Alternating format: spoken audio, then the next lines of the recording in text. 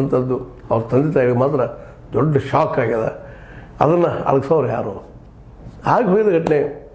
ಈಗ ಯಾರೂ ಭಾರ ಅಥವಾ ಜವಾಬ್ದಾರಿ ಹೊರ್ತಾ ಇಲ್ಲ. ಪೊಲೀಸರು ಅಂತ ನಮ್ಮದೇನಿಲ್ಲ, ಕೊಟ್ಟಿವಿ ಲೆಟ್ರ ಅವರು ಮಾಡಂದರು. ಮುಖ್ಯಮಂತ್ರಿ ಹೇಳೋದು ಬ್ಲಾಕ್ ಬರ್ತೀನಿ ರೀ ಅಂತ ಅವ್ರು ಪ್ರಶ್ನೆ ಮಾಡ್ತಾರೆ. ಮುಖ್ಯಮಂತ್ರಿ ಅಂತ ನಮಗೆ ಯಾವಾಗ ತಿಳಿಸಿದ್ರಿ ಅಂತ ಅವ್ರು ಹೋಗ್ತಾರೆ.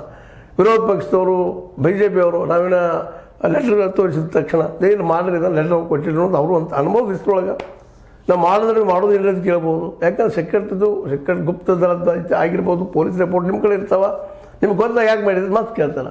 ಒಟ್ಟಾರೆಯಾಗಿ ಈ ಒಂದು ಕಾಲ್ತುಳಿತದ ಸಾವಿನ ಪ್ರಕರಣ ಇವತ್ತು ನಿರಂತರವಾಗಿ ನಿಧಾನಕ್ಕೆ ಮುಚ್ಚೋಗು ಎಲ್ಲ ಒಂದು ಅವಕಾಶ ಪಡಿತಾ ಇದೆ. ಆದರೂ 4 ಕಡೆ ತನಿಖೆ ಮಾಡಲಿಕ್ಕೆ ಹಚ್ಚಿದ ಸಿದ್ದರಾಮಯ್ಯನವರು ಅದು ಏನಾಗ್ತದೆ ನೋಡೋಣ ಅಂತ ಹೇಳ್ತಾ, ಒಟ್ಟಾರೆಯಾಗಿ ಗಡಿ ಬಿಡಿ ನಮ್ಮನ್ನು ಜೀವಕ್ಕೆ ಹೋಗೋದು ತಳೀತು.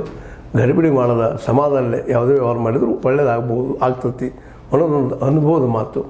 ಆ ದಿಸೆಯಲ್ಲೇ ಎಲ್ಲರೂ ಹಿಡಿದಿದ್ದಾರೆ. ಮುಖ್ಯಮಂತ್ರಿಯಿಂದ ಹಿಡ್ಕೊಂಡು ಜನಸಾಮಾನ್ಯರಿಗೆ ಎಲ್ಲರೂ ತಪ್ಪು ಮಾಡಿದ್ದಾರೆ.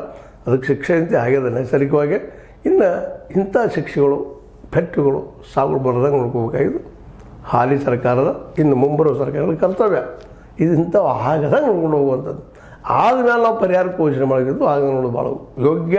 ಯಾಕಂದ್ರೆ ರೋಗ ಆದಮೇಲೆ ಔಷಧ ಕೊಡೋಕ್ಕಿಂತ ರೋಗ ಬರದಂಗೆ ನೋಡ್ಕೊಂಡು ಹೋಗೋದು ಭಾಳ ಬೆಸ್ಟ್ ಅಂತ ಹೇಳ್ತಾ, ಇದು ನಿಮ್ಮ ಲೈಕ್ ಆಗಿರ್ಬೋದು. ಲೈಕ್ ಮಾಡಿ, ಶೇರ್ ಮಾಡಿ, ಕಮೆಂಟ್ ಮಾಡಿ, ಜೊತೆಗೆ ಸಬ್ಸ್ಕ್ರೈಬ್ ಆಗೋದು ನಿಲ್ಲಿಸಬೇಡ್ರಿ.